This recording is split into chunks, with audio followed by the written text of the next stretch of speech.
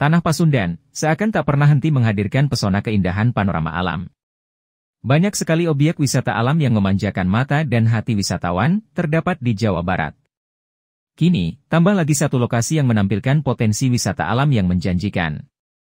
Berada di antara lekuk indah kawasan Gunung Galunggung di Tasikmalaya, panorama indah Curug Cikahuripan pun menyapa. Berjarak sekitar 1 km dari Kawah Galunggung, keindahan Curug Cikahuripan ini sudah terasa mulai saat menyusuri perjalanan dengan menggunakan jeep trip. Siapapun pengunjung akan sangat terpesona menatap keindahan luar biasa ciptaan Sang Maha Kuasa. Tidak percaya? Datang saja ke Tasikmalaya dan saksikan keindahan alam Cikahuripan.